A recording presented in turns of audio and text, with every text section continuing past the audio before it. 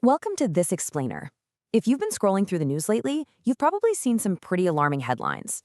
Following the recent clashes between the US, Israel, and Iran, this wild new narrative has popped up claiming that a direct war between Turkey and Israel is quite literally right around the corner. But is that actually true? Today, we're going to use the fantastic research of Dr. Salar Saif to cut through all that emotional, headline-driven anxiety.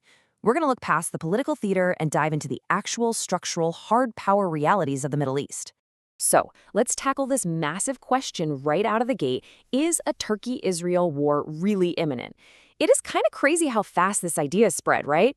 You've got voices out there claiming that if Iran is severely weakened, Israel's just going to immediately pivot and target Turkey next. But to get a real answer here, we have to ignore the daily news panic for a second and look at the deep strategic logic that actually drives decision-making in both Ankara and Tel Aviv. Here's our roadmap for today. We're going to cover 1. The imminent war myth.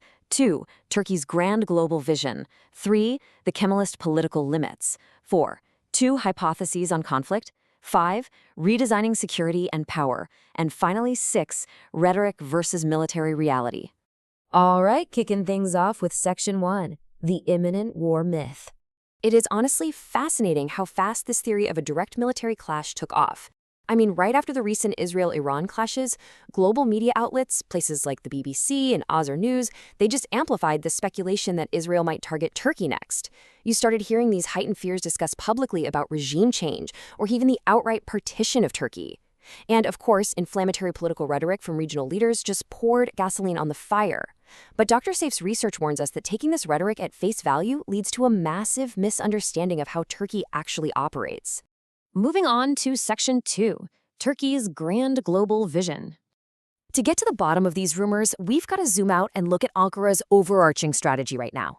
Back in 2018 at the UN, President Erdogan said, "The world is bigger than five." That phrase right there, it perfectly captures Turkey's core belief. It's a direct challenge to the post-Cold War order and the exclusive power of the 5 permanent UN Security Council members. Ankara firmly believes we're in a massive geopolitical transition toward a multipolar world, and they are dead set on kicking off what they call the Century of Turkey. They absolutely refuse to be ignored in this new era. And that mindset feeds right into this guiding mantra in Ankara. The Turkey of today is not the Turkey of the past. Now, this isn't just some catchy political slogan. It's literally the foundational logic of their modern foreign policy. It's their way of signaling that they want to transform from just a regional player into a proactive, undeniable global power. They're positioning themselves to fully capitalize on this geopolitical transition. So what's the ultimate prize for Turkey? It's securing a veto right. They want to be that 6th permanent veto-wielding member of the UN Security Council. They know that to be a true global heavyweight, they need the institutional power to stop official actions, to guarantee their influence is never ignored on the world stage. But think about this paradox for a second.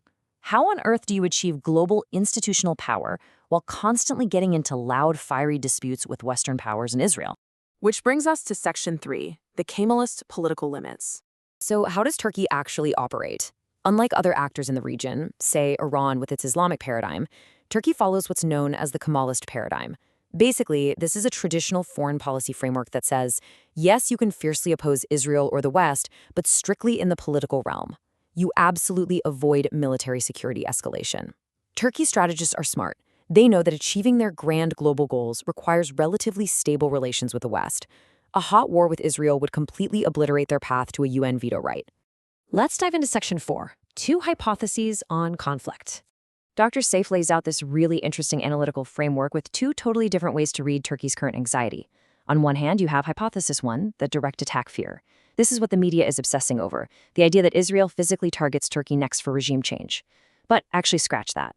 Planners in Ankara aren't losing sleep over that. They're terrified of Hypothesis 2, geopolitical marginalization. Their true nightmare is a total redesign of security arrangements in the Middle East that completely excludes them. Let's unpack that fear in Section 5, redesigning security and power. To understand this, you have to look at how power is actually distributed in the Middle East. It's like a giant puzzle resting on 4 main pillars: Israel, Iran, Turkey, and Saudi Arabia. Each brings something totally unique to the table. Israel has advanced military tech and Western backing. Iran uses its proxy networks for strategic depth. Turkey leverages being a NATO member and a major geopolitical hub. And Saudi Arabia, massive economic and energy influence. For years, this systemic balance of power has prevented any single state from taking total control. But what happens if one of those pillars, say Iran, takes a massive hit? Well, the whole regional balance goes completely out of whack. A drastic weakening of Iran exponentially elevates Israeli geopolitical influence and fosters brand new U.S.-Israel Arab security alliances. For Turkey, this is a disaster. It means a new regional order gets formed that sidelines them completely. This disequilibrium threatens Turkish influence in vital areas like Syria, the Caucasus, and major energy transit routes. And just to put that into perspective, if those energy transit routes get disrupted, that impacts the global energy markets we all rely on.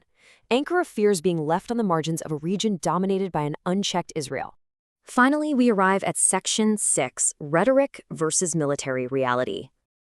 Let's put the final nail in the coffin of this imminent war myth by looking at the hard data.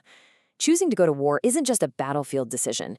It's basically hitting a giant geopolitical self-destruct button for Ankara. First, opening an active military front with Israel would immediately trigger dormant conflicts on their borders in Syria and the Eastern Mediterranean. Then they'd endure a massive European lobbying backlash, leading to total isolation. And that isolation, it would trigger absolutely catastrophic economic consequences.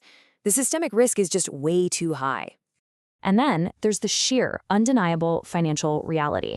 When you look at defense economics, Israel's military budget is currently double that of Turkey's. Double. And because of the current geopolitical climate, Israel's spending is projected to grow exponentially, maybe even hitting 3 to 5 times Turkey's budget in the near future. Engaging in a conventional war against an opponent with that level of financial and technological overmatch, it's not just risky, it's strategically illogical. So, Dr. Seif concludes that those loud threats we hear are just that, political rhetoric designed to project strength, not real declarations of impending war. So, the myth of an imminent direct war is really just that, a myth fueled by political theater. But the threat of Ankara being sidelined, that is incredibly real. As we wrap up this explainer, I want to leave you with a pivotal question to chew on as the complex geopolitics of the Middle East keep unfolding. If the regional balance of power shifts completely, and Turkey finds itself marginalized in a brand new security architecture, can the ambitious century of Turkey still become a reality? Thanks so much for joining me for this analysis. Keep questioning the headlines and keep looking at the deeper structural realities.